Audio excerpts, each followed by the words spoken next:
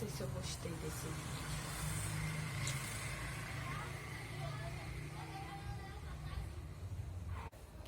Olá, amoras! Meu nome é Marília da Hora e eu estou aqui para passar o tempo e conversar um pouco com vocês sobre literatura negra.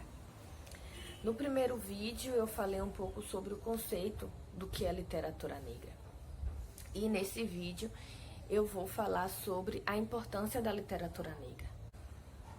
Bem, a literatura em si ela é importante para a humanidade e ela vai ser importante de várias maneiras. Ela pode ser para entretenimento, para nos entreter?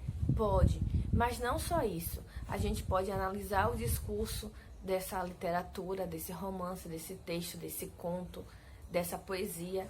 A gente pode analisar a base histórico-documental dessa literatura, como, por exemplo, a gente pode pegar um livro do século XIX, do século XX, do século atual e perceber como esse romance está sendo escrito.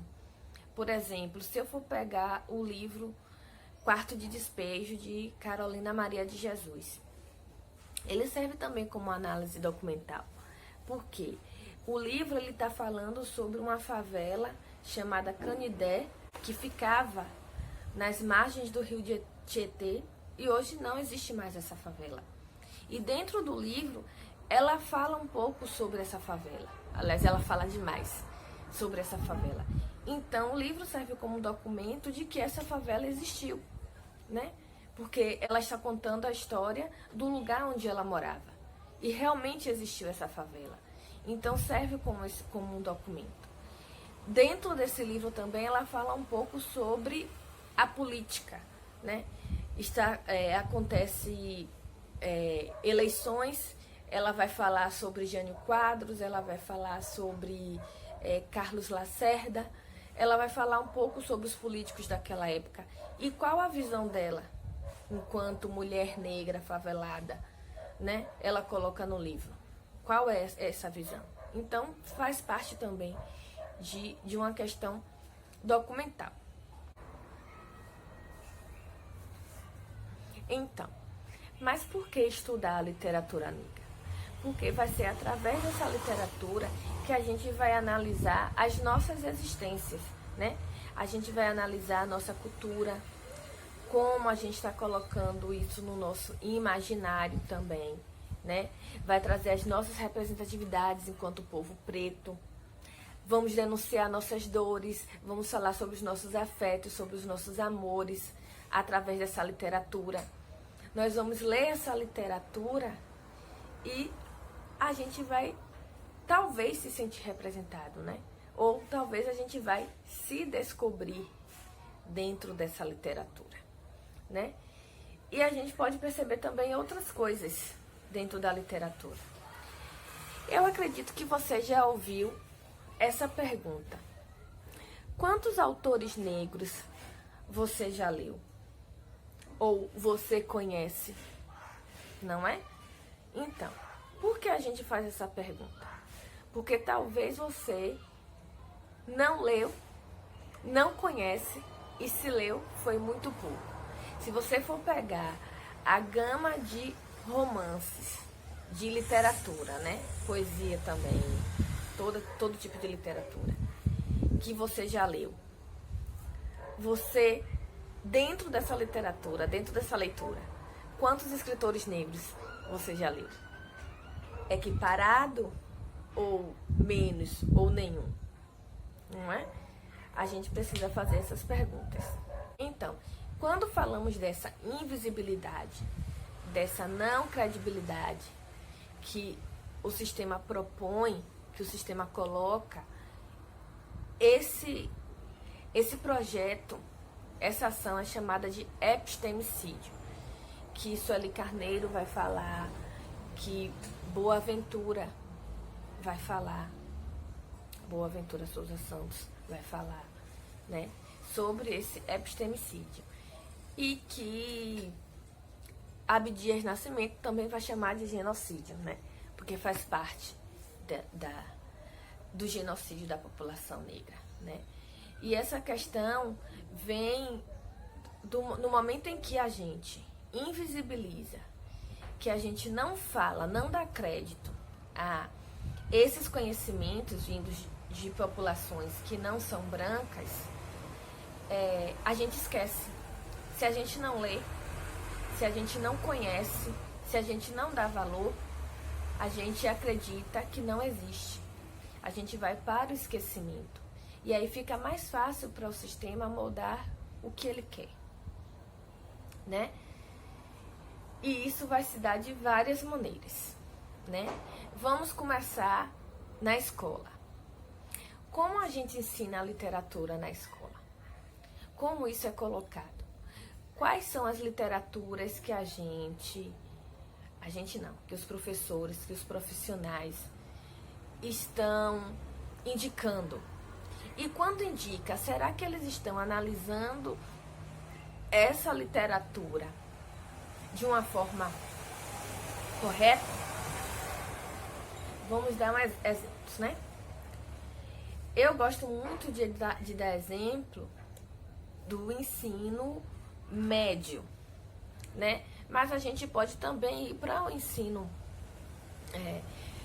básico. Até porque no ensino básico estamos trabalhando com as crianças, né? A gente precisa trabalhar com a autoestima dessas crianças, né? De empoderar essas crianças, né? Aqui eu falando das crianças negras, né? Porque a gente sabe muito bem o que se passa nas escolas, né? Com essas crianças. Então a gente precisa fortalecê-las. Mas voltando para o ensino médio, né? O que acontece? Quando falamos sobre as escolas literárias, porque o ensino médio, a literatura no ensino médio é basicamente as escolas literárias, né? Eu acredito que quem lembra de ter estudado o ensino médio, as escolas literárias, sabe muito bem o que eu estou falando, né? A chatice que é. Quem é que gosta de literatura na escola? Bem, vamos tentar mudar isso. Bem, quando estamos falando sobre essa literatura, vamos por ordem, né? A gente vai estudar as escolas literárias brasileiras, né? A gente não sai do Brasil, a gente não estuda outras escolas literárias. Um erro, porque se a gente está falando sobre língua portuguesa, a gente não pode estudar só a brasileira, porque a gente tem língua portuguesa em Portugal, língua portuguesa em alguns países da África, em alguns países asiáticos. Então essas línguas portuguesas são diferentes, né? A gente tem que falar sobre essas variações. Por que a língua portuguesa é chamada de língua brasileira? Se você for pegar o computador, ele vai pedir para você colocar português do Brasil ou português de Portugal, não é isso? É porque existem diferenças. Então não tem por que a gente só estudar a literatura brasileira. Mas vamos lá. Quando estamos estudando a literatura brasileira, as escolas literárias, começamos com o quinhentismo. E o que é o quinhentismo?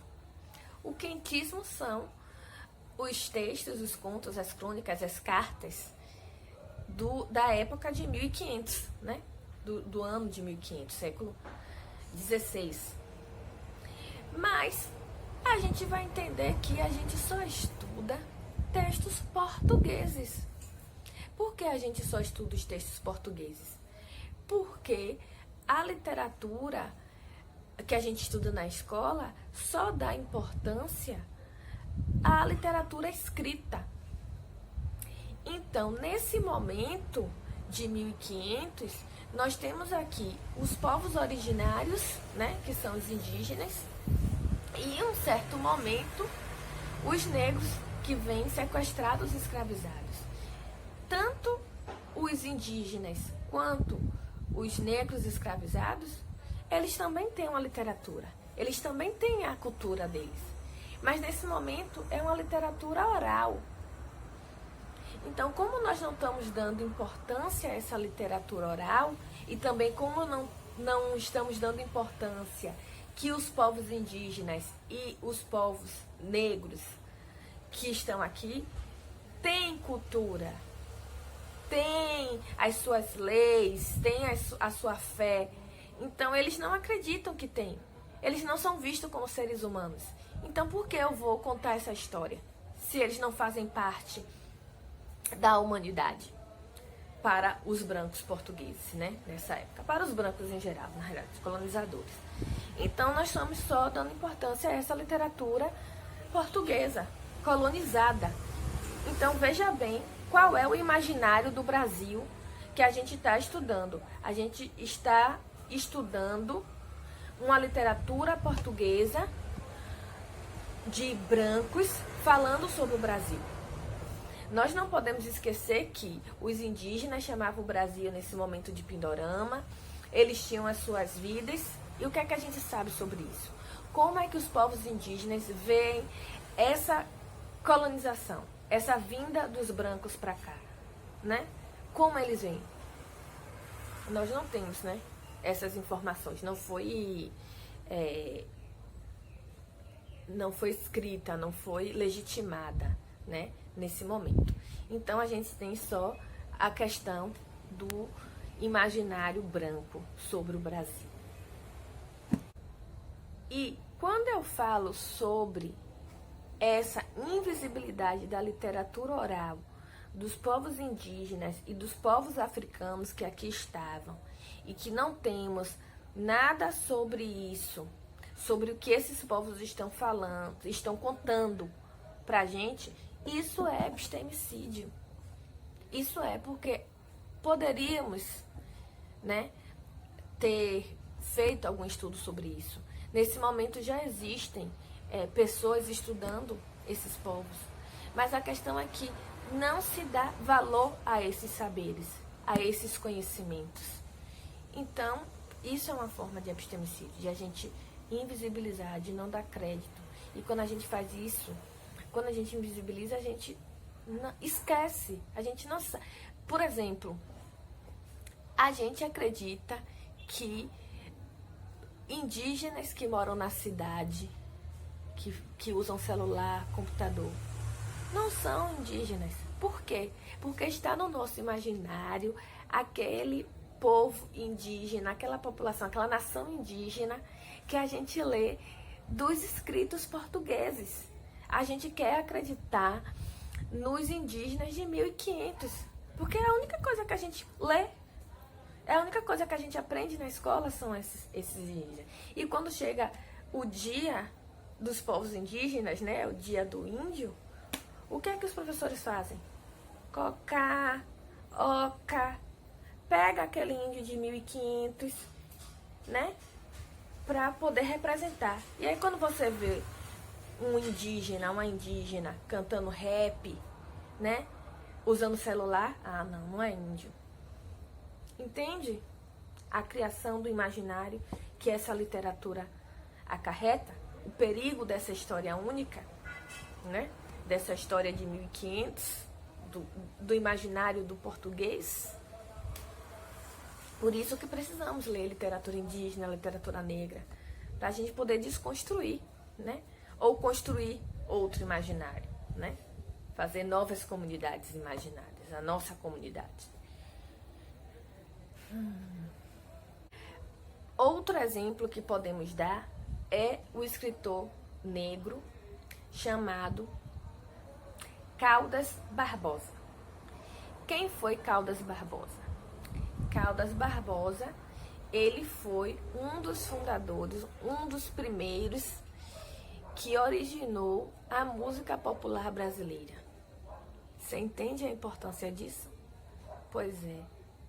Ele é um dos patronos na Academia de Música Popular Brasileira. Então, por que você não se lembra dele? Ou você lembra se deu ele na escola, se alguém falou sobre ele na escola? Pois é. ele viveu na época do arcadismo. Arcadismo você deu, foi uma das escolas literárias.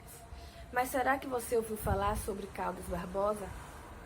Pois bem, ele foi poeta, ele foi um dos primeiros a... Ele foi um dos primeiros não, né? Ele tá como o primeiro a construir a nossa música brasileira, né? E como veio essa música brasileira? Como veio também a poesia dele? Dentro da poesia dele, dentro da música brasileira, ele traz modinhas e lunduns. E o que são lunduns? Lundu é uma expressão artística africana de alguns países africanos que os sequestrados, os escravizados trouxeram para o Brasil, né? Uma expressão de dança e de música, e que ele se baseia nesse lundum para poder fazer suas músicas, né? Ele traz essa tradição. E isso é importante por quê?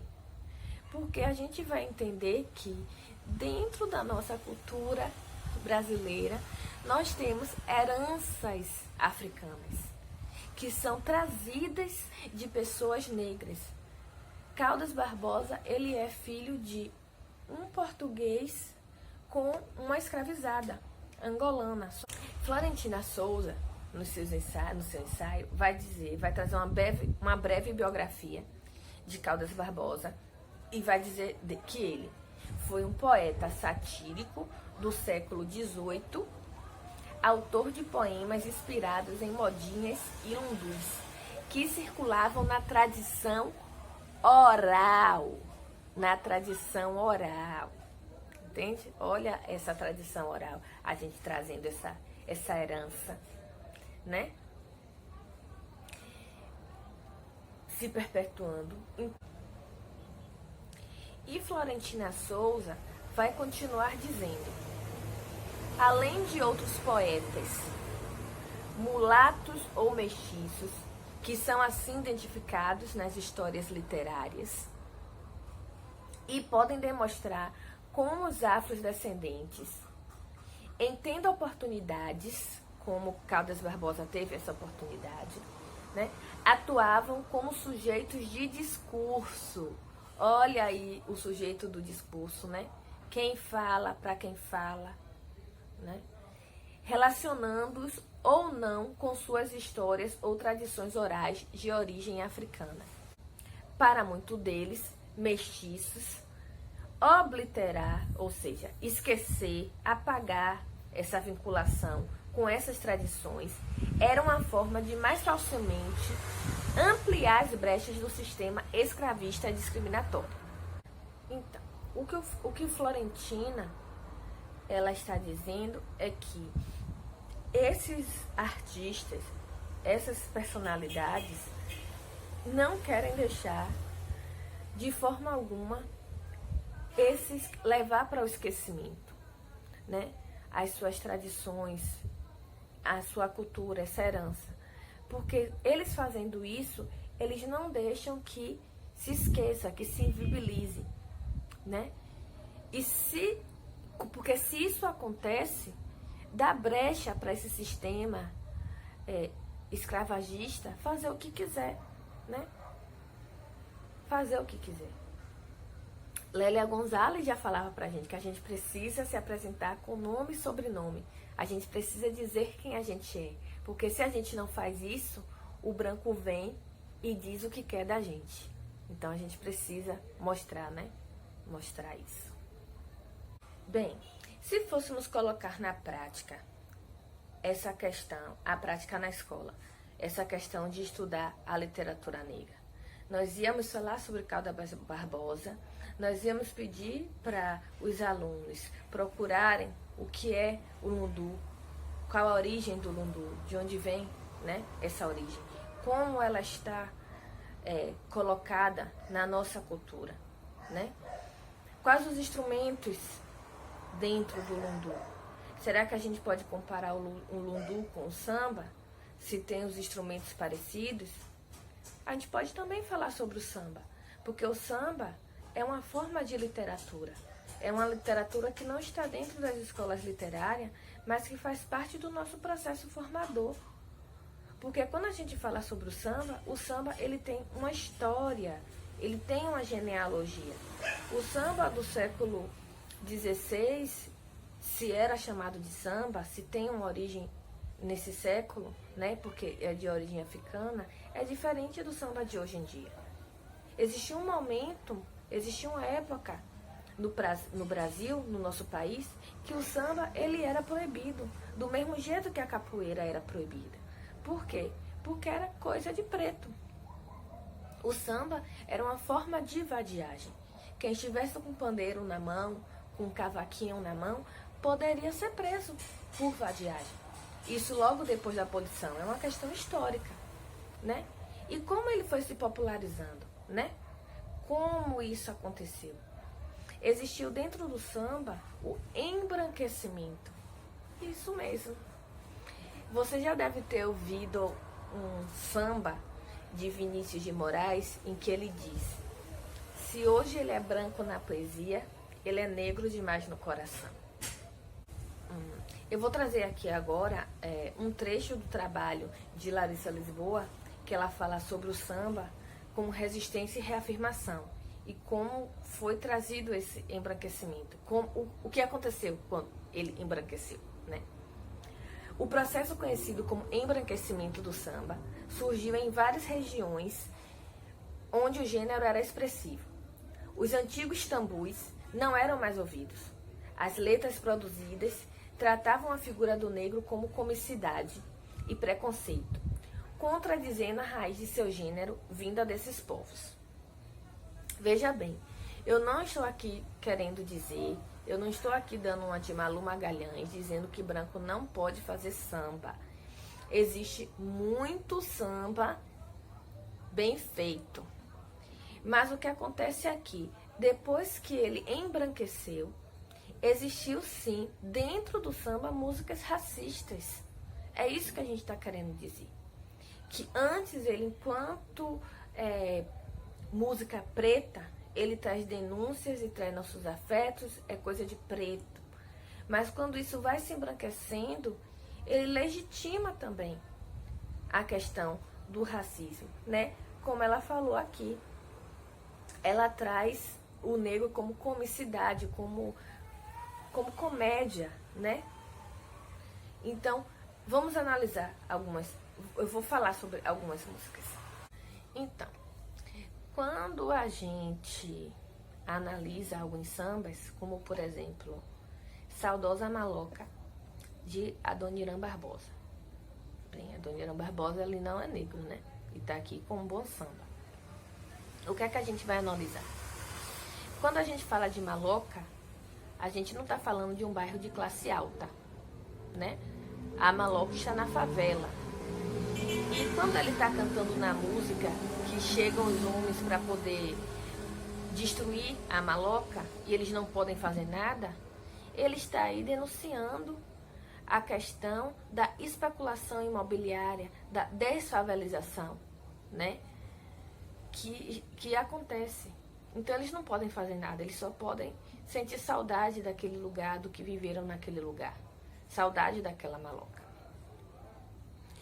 A gente pode também analisar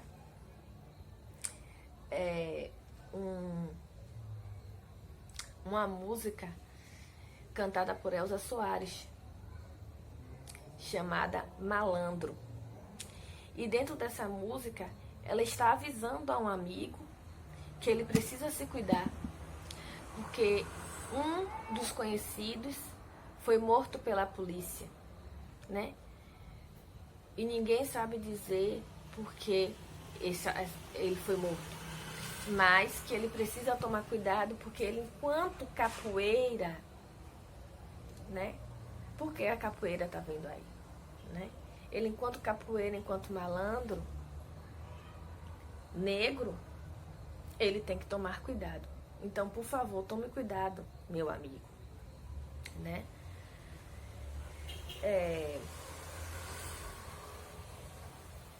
Tem um samba aqui que eu coloquei, que a gente também pode analisar, que é Argumento, de Paulinho da Viola, que ele fala, né?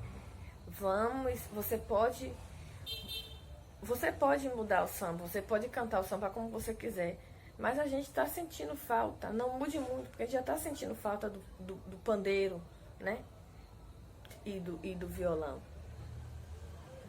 Então ele está dizendo, mude, mas não mude tanto, senão não vai ser mais samba, né? Não troque todos os instrumentos. Isso já não é mais samba. E tem vários sambas que a gente pode analisar, né? Tem um samba, tem um texto de Antonio de Rosa, né, que fala, o nome do texto é Samba Branco, seu racismo e seu compasso manco. Esse texto está no portal Guelé 10, né? Ele vai denunciar alguns sambas, ele vai falar sobre um samba que uma das compositoras ou cantoras, né, vai falar sobre o samba branco. E é difícil de engolir a canção. E aí ele vai fazer uma análise sobre isso, né? E ela traz, dentro da canção, ela fala sobre, olha, tem vários sambistas, compositores brancos interessantes, né? Noel Rosa e tal. Mas a gente não pode esquecer que o samba, ele vem de uma herança negra, né? E que a origem dele vem para denunciar denunciar a violência, falar sobre os nossos afetos negros. Se o branco copiou, se o branco quer falar sobre outra coisa, legal também. Mas a gente não pode invisibilizar, né? A gente não pode deixar de esquecer qual é a importância do samba, das suas origens, pra gente. E a gente pode falar, pode usar isso na escola, né? Ou a gente pode agora começar a ouvir as letras, analisando, não só para nos entreter, mas a gente compreender, né? Se a gente for pegar as músicas de Leci Brandão, por exemplo, né? Então, quando a gente começa a estudar a literatura negra, a gente legitima nosso espaço, né? A gente legitima as nossas heranças, a nossa cultura. A gente abre a visão, né? Percebe que há uma diversidade dentro do que nós estamos estudando. Não precisamos ficar só focando em escolas literárias. E dentro da escola literária, como foi originada outras literaturas, né? Outras formas de ver o mundo. Nós não podemos esquecer que uma das importâncias de estudar as escolas literárias é a gente compreender a formação do Brasil. Porque dentro dessas literaturas, dentro desses romances, nós vamos conhecer um pouco do imaginário brasileiro, né? Como está sendo visto o Brasil dentro desses romances. E então a gente não pode ficar só com literaturas de escritores brancos. Nós precisamos ver outras possibilidades. E é isso, gente. Eu acho que o vídeo ficou um pouco grande. Quem chegou até aqui, eu agradeço. Eu espero que os próximos vídeos sejam menores. Eu espero vocês até lá e obrigada pela paciência.